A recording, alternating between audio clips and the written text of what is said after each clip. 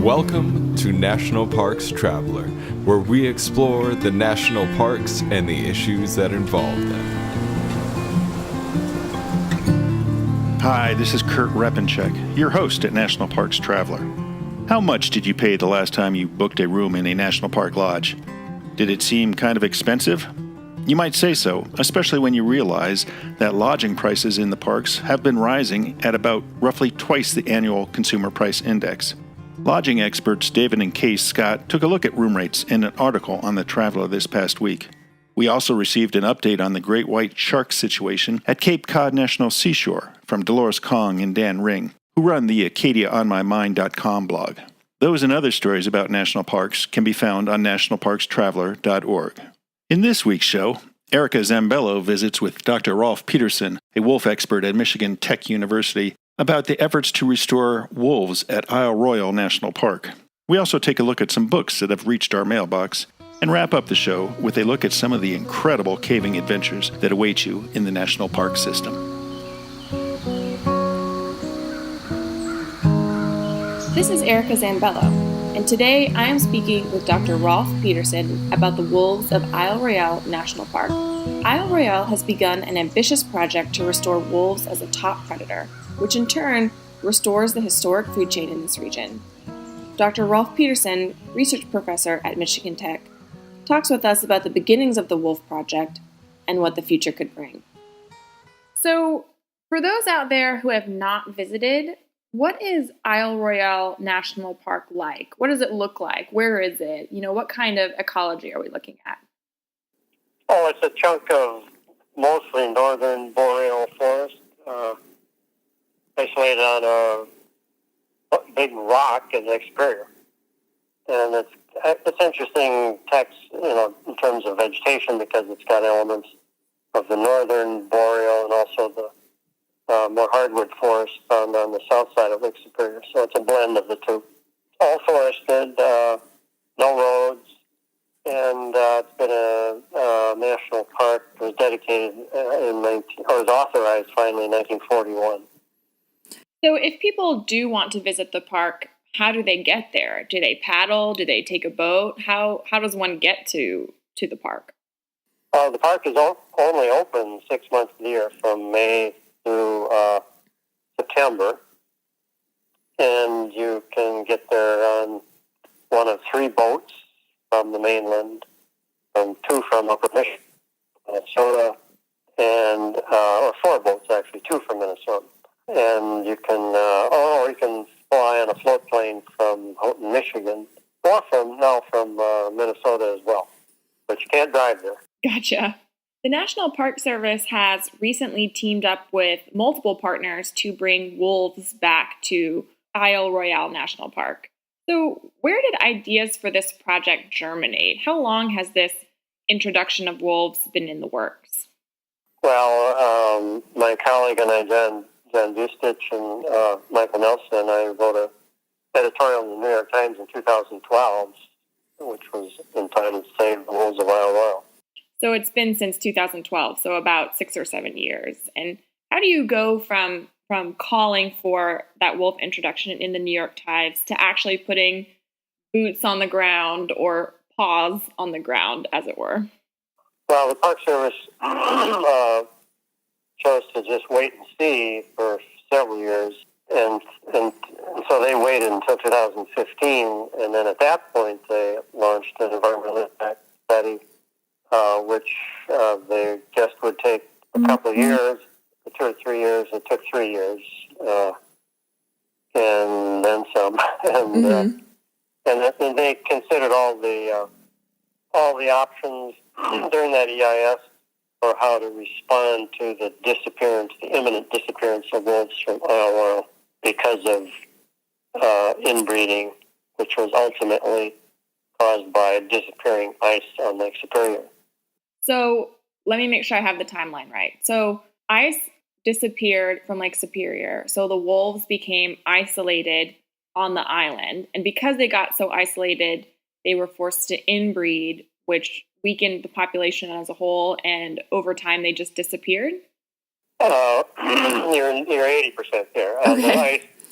the ice forms every winter, and it's gradually become less and less of a something you can count on.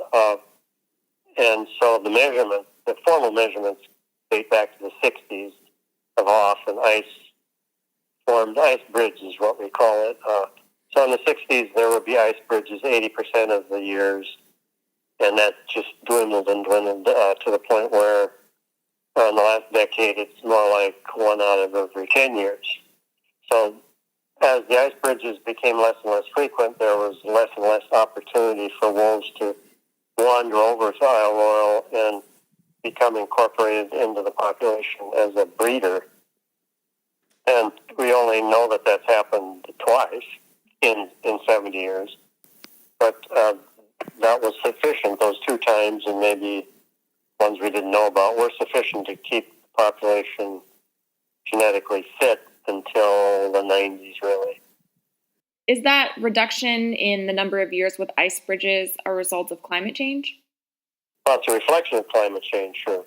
The temperature of the region has been warming for a century, pretty clearly, and some of the oldest records in Canada, actually, temperature records, are right in Thunder Bay on the Canadian shore. So I think it's been a while since I've calculated it, but I think a full 2 degrees warmer between, from a century ago to the present day.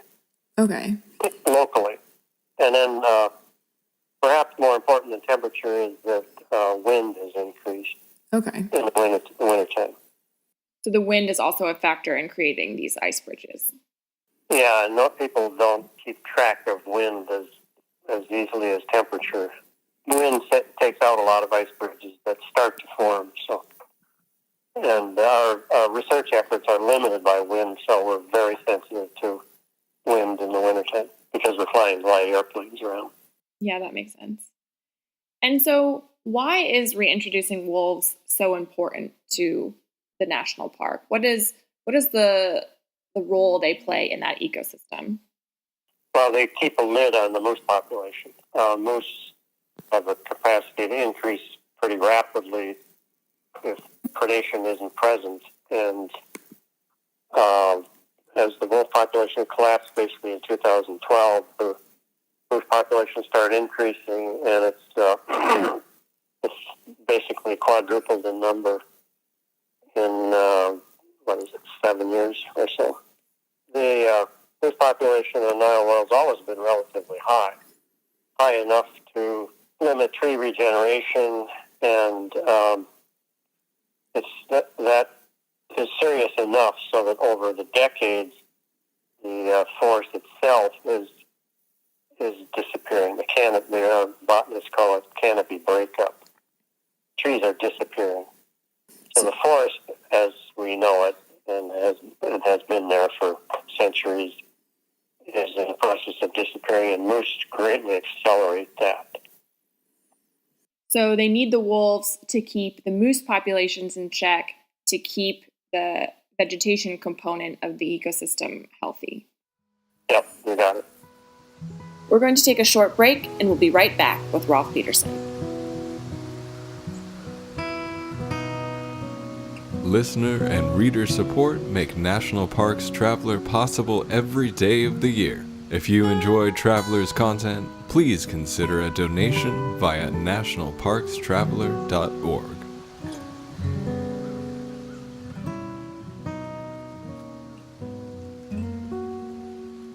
Washington State is graced with 3 spectacular national parks, each different and special in their own unique ways. As the official nonprofit partner and the only philanthropic organization dedicated exclusively to supporting these parks through charitable contributions, Washington's National Park Fund has a mission to deepen the public's love for, understanding of, and experiences in Mount Rainier, North Cascades, and Olympic National Parks. Share your passion for these parks at WNPF.org.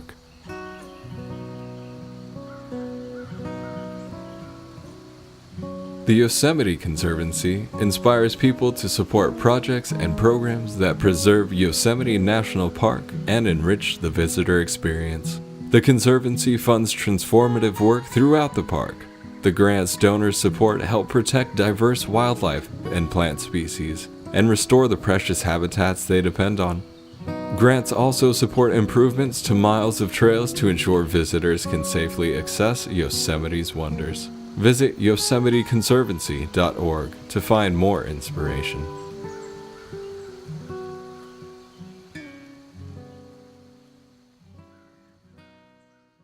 And moose eat a lot of aquatic plants, and they have a capacity to greatly alter bodies of water to the point where they eat everything. They eat all the vegetation and produce a lot of sediment, stir up a lot of sediment. I mean, they totally transform bodies of water.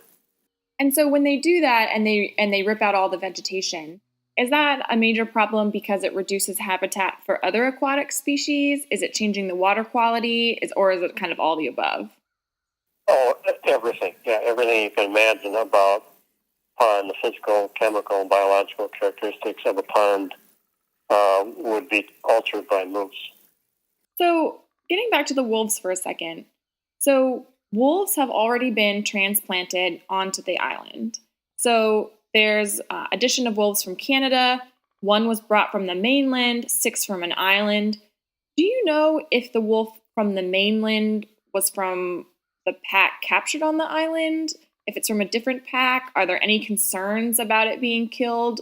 What do you worry about sort of in the intraspecies dynamic between these different wolves that are being transplanted to the park? I don't really worry about it very much at all.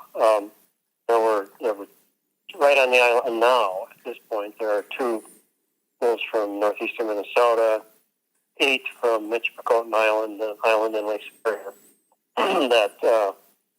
That's basically a tight family group, and then 3 from a mainland population near Wawa, which is at the east end of Lake Superior. So those are 3 quite distinct genetic stocks. How did you choose where you were going to get these different genetic stocks? Well, I didn't do any of it. This is not something the National Park Service is responsible for. So they in their plan, in their EIS, and in the implementation plan that quickly developed after that, they proposed basically 3 source populations, Minnesota, Ontario, and Upper Michigan, in an effort to begin the new population with genetic diversity that would give it a long run time. They purposely adopted a strategy that's actually quite different than it would normally unfold naturally. I mean, a pair would get over there, have pups, and take over the place, and then in a period of several generations, that population would become progressively more inbred. And the inbreeding was something the Park Service wanted to forestall as long as possible. So they chose to start out with a mix of genetic stocks. How many packs are there currently on the island? And do you think they'll stay separate, or do you think they'll assimilate into just one larger pack? Oh, what has to happen and what the wolves will figure out on their own. So this is entirely self-directed. Okay. They're completely in charge of what they're going to do, and nobody has much idea, really, except that we would expect somebody's going to reproduce. If not this year, more likely next year. And then those individuals, that male-female pair that reproduce, they will automatically claim the territory. And they certainly wouldn't need the whole island. But they may claim more than they need. Who knows? There are still 2 island-born wolves, a male and female, who lay claim to the eastern end. And they're not giving it up. Is there a target number of wolves that you want the island to have, or is this kind of a step-by-step process, and at each step you're analyzing the population? The Park Service fortunately has a long history of data too, so they don't really have to guess how many wolves can be supported in Isle Royale. The number of 20 to 30 on average is pretty solid. and the environmental impact study allowed for the Park Service to actually move 20 to 30 wolves to Isle Royale over a 3 to 5 year period. So that's plenty of wolves to stock and provide the nucleus for a new population. But nobody knows how many there will be in 5 years. But I would guess over 30, just because the moose population is pretty high, and it's getting to the point where there's a bunch of old moose starting to show up. So prey availability for wolves in the next 5-6 years should be just getting better and better. Okay, so even better for potential pups and new generations of wolves. Yeah. Mm-hmm. Theoretically, as climate change continues and the land or the ice bridges become even less frequent, is there an expectation that every few decades ecologists will have to do what they're doing now, which is repopulate the island? Or are we even thinking that far ahead yet? Well, the timeline for the EIS was 20 years, and the Park Service thinks that's about as far out in the future as we can even imagine, much less predict. But yeah, if there's moose on Isle Royale 50 years from now, it's possible that the wolves would have to be propped up one more time to make it that far. Long term, of course, well, it's hard to tell. People just assume that warming will just continue, and moose are at the southern edge of their continental range at Isle Royale, so they're not, they're vulnerable to heat, both in summer and winter. But there's good reason to think that Isle Royale will be, if moose indeed do dwindle because of climate change, Isle Royale will be the last to go. So they could, in fact, be the major refuge for moose decades hence.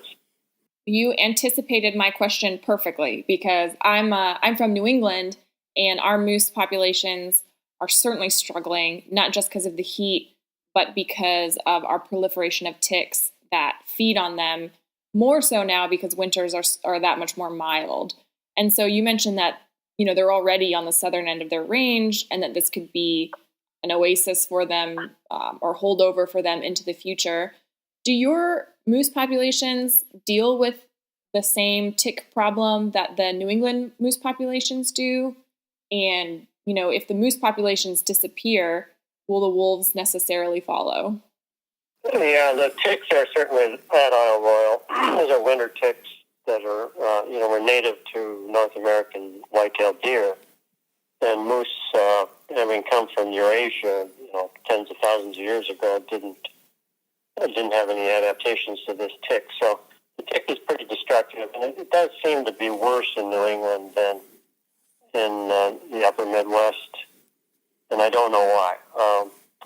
But probably the biggest threat to moose will be brainworm, which is carried by white-tailed deer. And this is a parasite that's just flat out fatal to moose. And it's transmitted, virtually all white-tailed deer have it. And so, in my opinion, that's what really has driven the disappearance of moose across the Canadian-U.S. border. And Isle Royale doesn't have any deer, so Okay. It doesn't have brainworm, and that's why I would be pretty optimistic in terms of moose future on Isle Royale, as long as there's no deer. And Right. the best firewall against having that happen would be to have wolves there. Right. That makes sense. So wolves are important not only for maintaining the vegetation that the moose would eat, but they're also important for the moose themselves because they keep deer from the island and thus keep that disease from infecting moose as well. Yeah, and the switch from moose to deer has already occurred on the adjacent mainland. So their deer are just sitting there waiting, but they don't wait. No, they get in the lake and they swim. But so far they die before they get to Isle Royale. But someday they will get there live, and wolves would take care of them pretty handily, I think. Yeah, I would imagine so. And I guess the thought that I want to leave with is people are going to visit the park. The wolves are there now. Some people have negative perceptions of wolves from the media, etc. What do you want the visitors to know about the wolves on Isle Royale? Well, I would say that it's important to realize the wolves are managing the island in ways that we just barely appreciate. And they manage it with a sensitivity to lots of things that people would be hard-pressed to do themselves. In terms of killing moose, I mean, they don't just kill any moose. They try to kill any moose, but they're limited to killing calves and old moose. And so they're producing a long-term prey population that's evolved in a different direction than what that hunting by humans, for example, would do. So the wolves are really the guardians of the forest on Isle Royale, and they're as safe as anything. They're much safer than moose, I would say. So people are some people not only hate wolves, they're afraid of them, and I think the fear is what is the foundation of the hatred. But there's no reason to be afraid of wolves, ironically. They're the only large carnivore that doesn't regularly prey on people. Yeah, that's definitely good to know and good for visitors to know as well. Well, I want to thank you so much for your time talking to us about this fascinating project, and we will keep abreast of the updates from the island and everything like that. So thank you so much for your time. Yep, thank you very much. Good luck now. For National Parks Traveler, this is Erica Zambello. The Blue Ridge Parkway Foundation is the primary nonprofit fundraising partner for the Blue Ridge Parkway. It is made up of people who have a deep love for this majestic road and want to ensure that its natural beauty and the experiences it offers endure for generations to come. Show your appreciation at brpfoundation.org. Dry Tortugas National Park, 70 miles from Key West, just very well might be the most remote national park in the lower 48. But when you arrive, you're surrounded by crystalline waters for snorkeling, kayaking, and relaxing on pristine beaches. There are sunken wrecks to explore, coral reefs swarming with colorful marine life, and history in the brick walls of a Civil War-era fort. The Yankee Freedom 3, departing from Key West, can get you there in a little more than 2 hours. Visit them at drytortugas.com. The North Cascades Institute has a large portfolio. It is an environmental learning center, training center, conference center, and leadership center, all set in the splendor of the North Cascades National Park Complex. Learn more at ncascades.org. Throughout the year, more than a few books find their way to the traveler for review. Some are quickly cast aside, either because they're not specific enough to national parks or because they don't hold our interest. Others we hold in our hands and revel as we turn the pages. 2 recent titles we received dealt with wildlife, both terrestrial and marine. From David Lee Myers, we received Wings in the Light, Butterflies in North America. As beautiful as most butterflies are, we have to remind ourselves that they are not always the flitting creatures of elegance we often presume. Myers makes that clear when he tells us, tempted as we are to think of butterflies as pureness and delight, it's worthwhile to watch for them on poop and carrion, which they feed on. That passing primer of butterfly behavior is attached to a photo from Big Bend National Park, where Myers found a Vesta crescent butterfly on what looks to be some horse manure. The author's encyclopedic approach to chronicling the continent's butterflies has to be viewed as a work of tenacity. If you've ever tried to keep up with a butterfly as it fluttered across your yard or through a meadow, you know that. Myers' doggedness in pursuit comes across not only in the more than 400 color photographs he provides us with, but in where he found some of them. For instance, take the shot of the California tortoiseshell he photographed in Cascade-Siskiyou National Monument in Oregon. It was in the grasp of a spider that was in a flower blossom.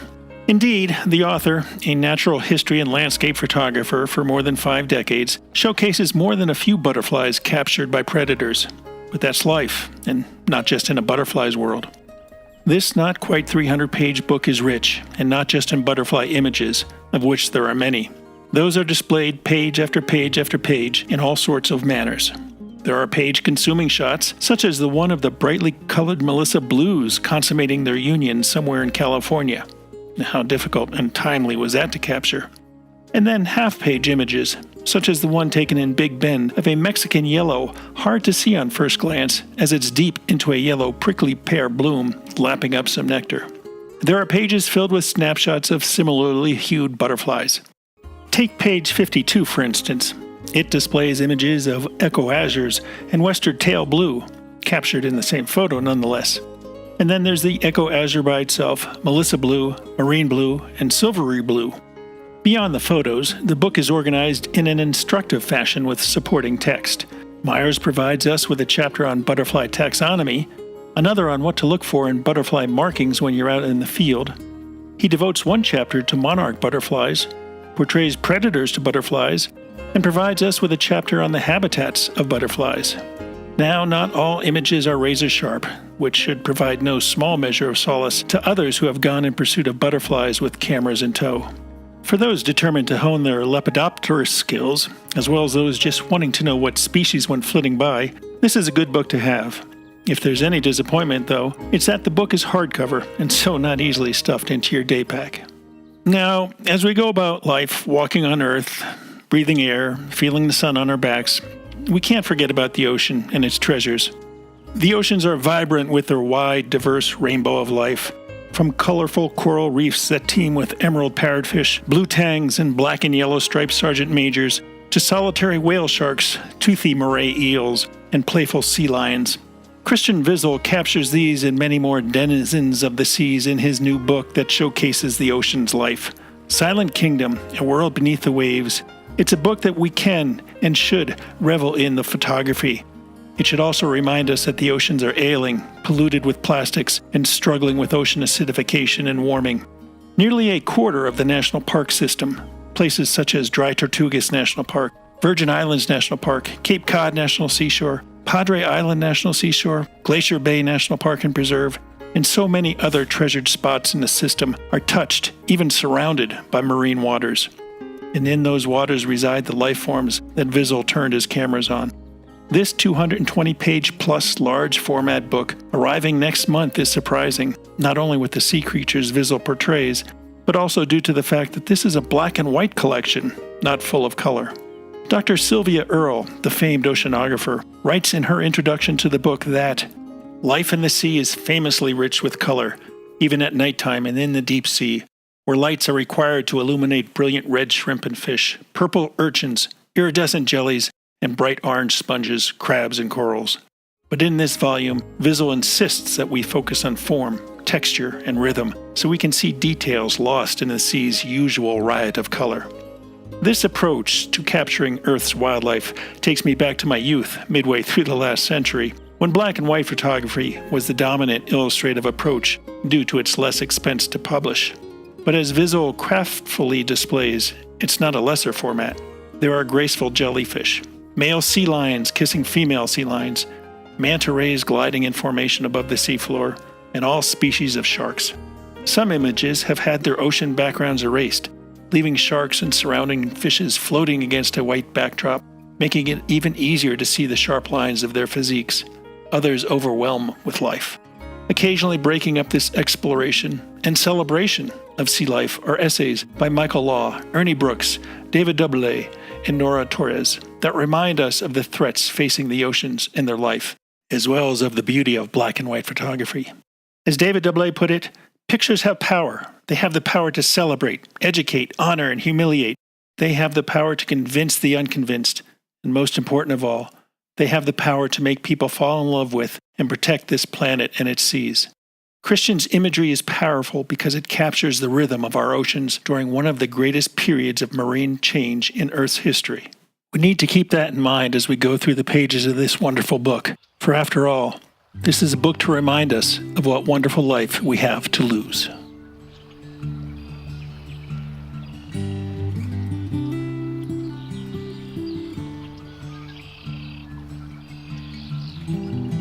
The Grand Teton National Park Foundation is a private, non-profit organization that supports projects that protect and enhance Grand Teton National Park's cultural, historic, and natural resources. By funding initiatives that go beyond what the National Park Service could accomplish on its own, Foundation donors improve the visitor experience and provide benefits to the National Park System for decades to come. See their successes at www.gtnpf.org.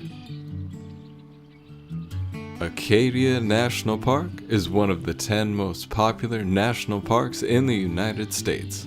It is also one of the smallest and most vulnerable. That's why Friends of Acadia exists. Friends of Acadia is an independent organization of passionate people inspiring those who love this magnificent park to make a real and lasting difference for Acadia. You can make a difference at friendsofacadia.org. One of the most intriguing interpretive tours I've joined across the National Park System was the Wild Cave Tour, offered at Mammoth Cave National Park in Kentucky. For 6 or more hours, in sections of the cave normally off limits to the more traditional tours, we scooted through tight places on our bellies when not able to get by on our hands and knees. Headlamps lit our way, hard hats protected our skulls from low-hanging rock walls and ceilings, and coveralls kept us relatively clean as we shimmied through cracks and crevices. The ranger led us through chambers, to waterfalls, and up and down the subterranean landscape. It was a tour I would quickly repeat. Then, too, I've gone on the Crystal Cave Tour at Sequoia National Park in California. Much shorter than the Mammoth Cave Wild Cave Tour, this experience was enjoyable, but it really did pale in comparison to Mammoth Cave's offering. But that's not the point. Rather, it's that there are some pretty interesting caves scattered across the National Park System that are worth exploring. Let's take a look at some of the best-known caves in the National Park System. Topping the list is Carlsbad Caverns National Park in southeastern New Mexico. It contains more than 100 caves that were created in the 250-million-year-old Capitol Reef Formation. Among them is America's deepest and arguably most beautiful cave, Lechuguilla. It's closed to the public, however. But then there is Carlsbad Cavern, a very popular tourist cave with one of the largest underground chambers in the world. Carlsbad's public cave facilities, which are renowned for their scale and sophistication, include such remarkable features as elevators in a 700-foot deep shaft, an underground lunchroom, and an amphitheater for bat flight watching. The big room is even partially wheelchair accessible. The park, which now attracts about 500,000 visitors a year, was established as a national monument in 1923 and upgraded to national park status in 1930. Jewel Cave National Monument in the Black Hills of South Dakota is one of the lesser publicized parks, but it is a giant in the world of caves. In fact, Jewel Cave is the second longest cave in the world. By the end of 2018, the cave's tally of known passageways had reached 200 miles, and it's expected to go even higher. The jewel in the cave's name alludes to the sparkling calcite crystals that impressed the cave's explorers back in 1900. The National Monument was established in 1908 and turned over to the Park Service for management in 1933. Park management began offering guided tours in 1939. Today, most visitors take the scenic tour that visits a formerly remote area of the cave that has been made accessible by a 300-foot elevator and has a half-mile loop trail with concrete walks and metal stairs and platforms. Mammoth Cave National Park in Kentucky is one of America's oldest and busiest tourist attractions. Although the national park wasn't established until 1941, formal cave tours have been offered at the site since 1816. Today, Mammoth Cave is by far the world's longest cave system, with about 400 miles of explored passageways, and has many scenic delights and interesting cultural historical artifacts. A variety of general and special interest tours is available. Reservations are strongly recommended, however, especially from April through October. Oregon Caves National Monument and Preserve, which is situated in the Siskiyou Mountains of southwestern Oregon, is one of our older national monuments. The Oregon Caves were formed in marble rocks that were once a tropical reef. The original calcareous rocks of the reef were metamorphosized to marble when the reef got pushed about 12 miles under the Earth's surface before being uplifted to around 4,000 feet above sea level. The 3.5-mile, moderately strenuous cave tours take about 90 minutes. Scientists are keenly interested in the cave's Pleistocene mammal fossils and numerous cave-dwelling insects. The Oregon caves were discovered in 1884, became a national monument in 1909, and were transferred to the Park Service in 1933. In Utah, Timpanogos Cave National Monument was established in 1922 in the Wasatch Mountains.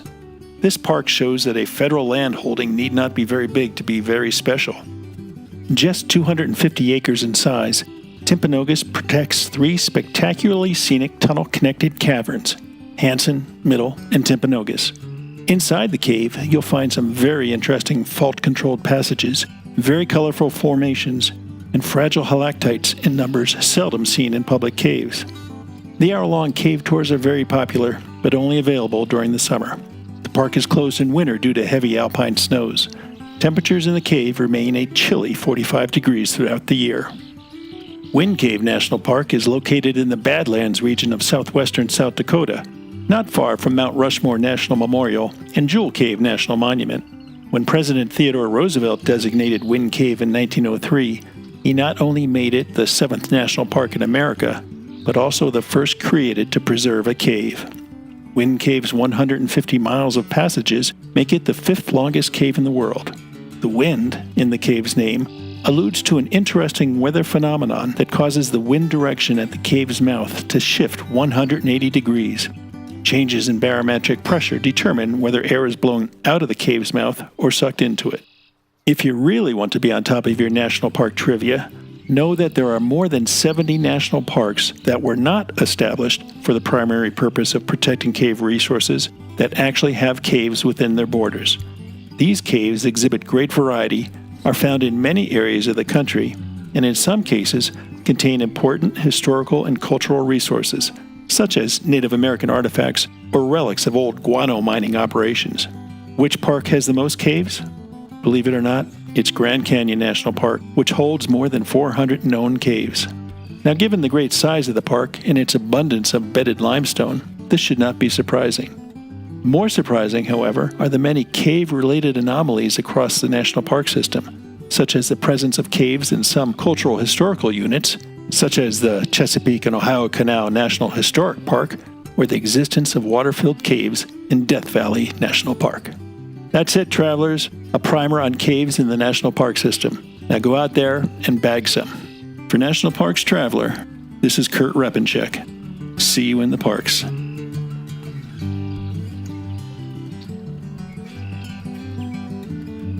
The composers and musicians at Orange Tree Productions have created a unique collection known as the National Park Series that has grown to include more than 30 CD titles. Composed against the backdrop of a park's sounds of nature, these musical scores will connect you with these beautiful places and take you there, at least in your mind. This collection is the #1 selling national park audio series in the world and provides the background music for National Parks Travelers podcast. Visit them at orangetreeproductions.com. National Parks Traveler is a 501c3 nonprofit media organization that provides daily editorial coverage of national parks and protected areas. Traveler's coverage is made possible by reader and listener donations. Visit us at nationalparkstraveler.org.